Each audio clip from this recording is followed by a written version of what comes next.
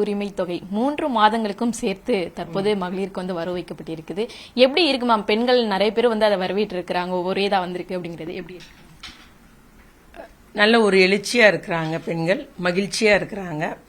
நம்முடைய முதலமைச்சர் அவர்கள் எதிரிகளினுடைய அந்த சூழ்ச்சியை முறியடித்து இந்த மகளிர் உரிமை தொகை ஒவ்வொரு மாதமும் 15ஆம் தேதி வர வைக்கப்படும் இல்லையா, அதை இந்த மாதம் மார்ச், ஏப்ரல் மற்றும் மேக்கு சேர்த்து கொடுத்துட்டாருன்ட்டு மக்கள் குறிப்பாக பெண்கள் மிகவும் மகிழ்ச்சியாகவும் எழுச்சியாகவும் இருக்கிறார்கள். அதிமுக, பாஜக உள்ளிட்ட எதிர்கட்சிகள் குற்றச்சாட்டு வைக்கிறாங்க. தேர்தலுடைய அந்த தோல்வி பயத்தால் முன்கூட்டியே பணம் வர வைக்கப்பட்டிருக்கு அப்படிங்கிற ஒரு இதை விமர்சனம் பண்றாங்க. எப்படி பாக்குறீங்க?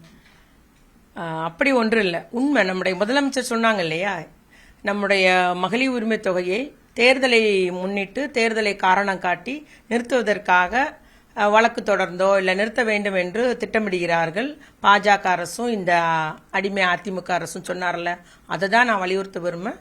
இன்னைக்கு நீங்க நேற்றே பார்த்துருக்கலாம், உச்சநீதிமன்றத்தில் பாஜக தலைவர் ஆதித்யா உபாத்யாயா யாரோ ஒருத்தர் வழக்கு தொடர்ந்திருக்காரு. மார்ச் மாசத்துல விசாரணை செய்யும்ட்டு உச்சநீதிமன்ற நீதிபதி சொல்லியிருக்காரு.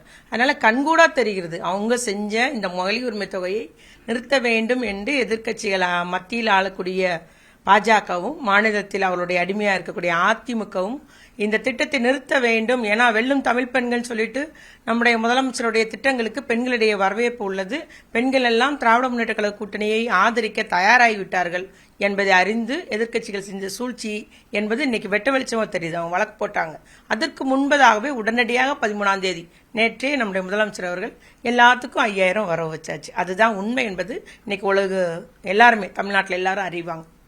அதிமுகவினுடைய தேர்தல் வாக்குறுதி 2000 ரூபாய் கொடுக்கப்படும் அப்படின்னு சொல்லப்பட்டிருந்தது. தற்போது தமிழக முதலமைச்சர் அதை பார்த்து சொல்லியிருப்பதாக ஒரு குற்றச்சாட்டை எதிர்க்கட்சி தலைவர் வைத்திருக்கிறார்.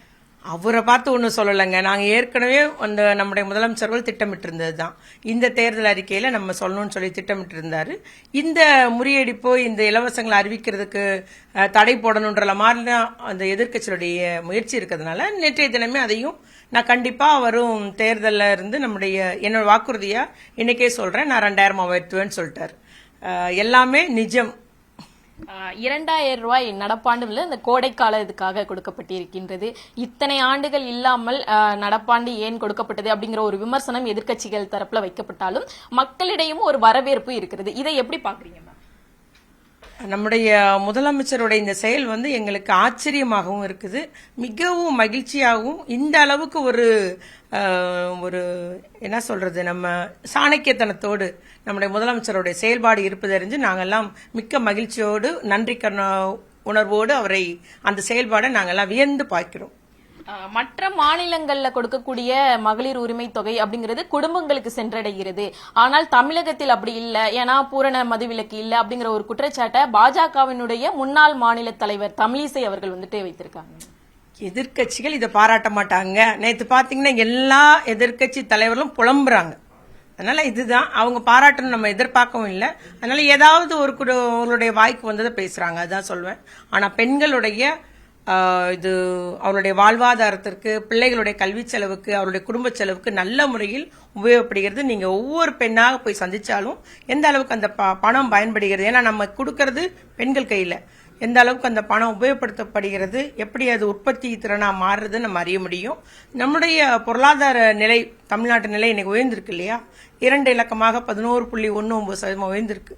அதற்கு பெண்களுடைய பங்கேற்பு, குறிப்பா இது மட்டுமல்ல, மகளிர் உரிமை தொகை மட்டுமல்ல, தொழில் முனைவோராகவும் நம்முடைய பெண்கள் உருவாக்கப்பட்டு வருகிறார்கள் நம்முடைய முதலமைச்சர் அவர்களால். அதெல்லாம் ஒரு காரணம் என்பதையும் நான் இங்கு உறுதியோடு கூறிக்கொள்கிறேன்.